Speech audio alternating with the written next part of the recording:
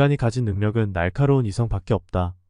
우리는 우리가 하등하다 여기는 여타 다른 동물 혹은 식물에 비해 그닥 좋은 능력이 없는 듯하다.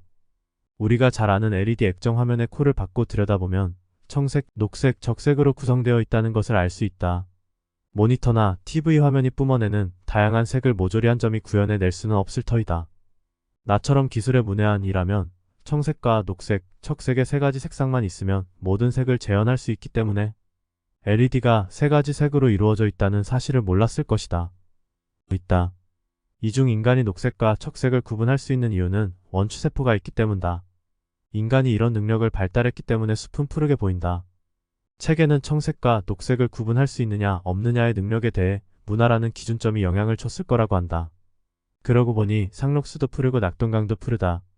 이처럼 녹색과 청색을 구분하지 않는 나라는 우리나라뿐만은 아닌 듯하다. 문화가 먼저인지 감각이 먼저인지 나 스스로는 불명확하다고 생각하지만 우리와 같이 청색과 녹색을 구분하지 않는 나라가 많다는 걸 봐서 청색과 녹색의 계열에는 어떤 첩점이 있는 건 분명한 듯하다. 직립보행이 인간의 후각 발달에 불리한 조건이었다는 사실도 멋진 추론이다. 땅에 코를 박고 냄새를 맡을 일이 없는 인간의 후각은 날이 갈수록 퇴화되어졌다. 생각해보니 후각에 집중하는 일이 일상에서 많지는 않다. 인간의 감각을 설명하는 글 중에 맛에 관련해서는 인간이 인공재배를 시작한 이후 과일이나 채소의 맛이 점점 달아지고 쓴맛이 나는 물질이 줄어들고 있다는 견해를 봤다. 우리 농장은 하우스 시설 농장이다. 때문에 나무에게 들어갈 강수량을 조절할 수 있고 영양분도 조절 가능하며 토양도 가꿀 수 있다. 적절한 시기에 하우스 뚜껑을 개방하면서 좋은 햇볕을 맞출 수도 있다. 이렇게 재배하는 걸 우리는 농법이라고 부르지만 그래서 인간이 쓴맛을 없애고 인간의 감각을 속인다는 대목을 보니 어쩐지 기분이 묘하다. 사실 인간과 자연이라는 커다란 주제를 벗어나 소비자와 생산자의 입장에서는 자연대로 키운 씁쓸한 과수를 키울 수는 없지 않을까. 저자는 숲과 친해지기를 꾸준하게 제의한다. 숲에는 도시처럼 강도 패거리도 없고 동물의 공격도 없으며 희귀해진 독사들도 없다. 밤에 숲이 더 안전하다고 한다.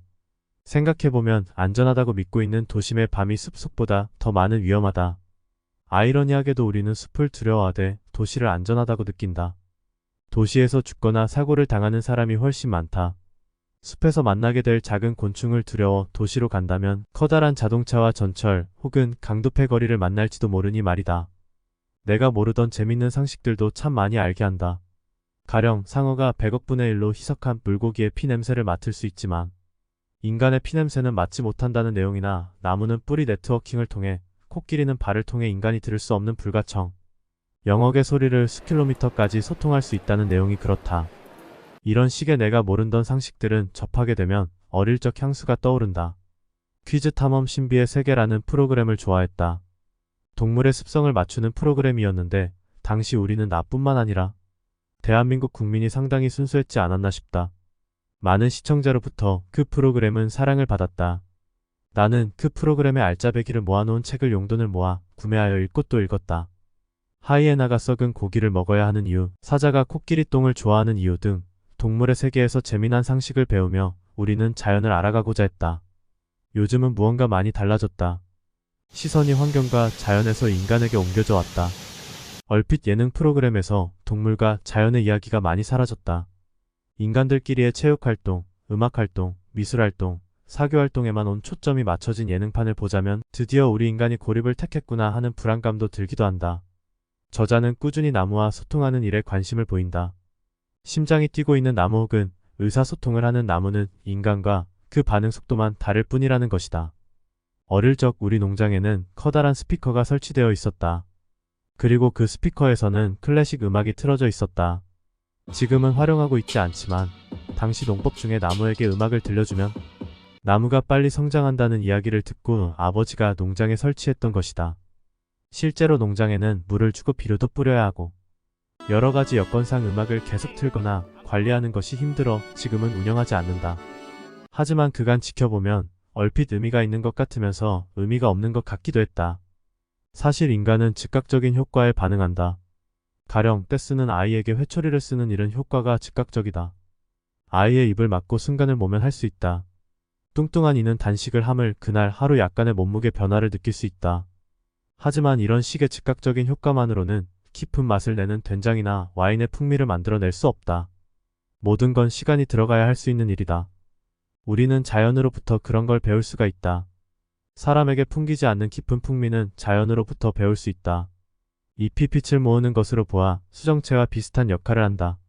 인간의 눈과 같은 역할을 하며 통각을 갖고 뿌리가 뇌의 역할을 하고 있다고 말하는 저자의 숲. 사랑과 이론의 감탄이 저절로 나온다.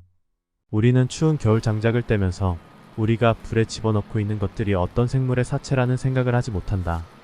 사용하는 의자나 테이블 혹은 연필 등을 보면서 목재는 생물의 권리를 잃어버린 존재로 인식한다. 미세하게 갈려진 나무에 접착제를 섞고 압축한 파티클보드는 어떻게 보자면 잔인한 행동일 수도 있다. 다만 우리가 나무를 바라볼 때 그들은 통각이 있는지 과학적으로 불분명하고 시각이 있는지 과학적으로 불확실하기 때문에 우리의 마음대로 생각해버리는 오판들은 어쩌면 그들의 입장에서 잔혹한 대량 학살에 지나지 않을지도 모른다. 우리가 모른다고 아닌 것은 아니기 때문이다. 이미 그들은 생명을 부여받은 생물이며 밤낮을 구별하고 성장하며 번식한다. 우리에게 그들은 무엇일까?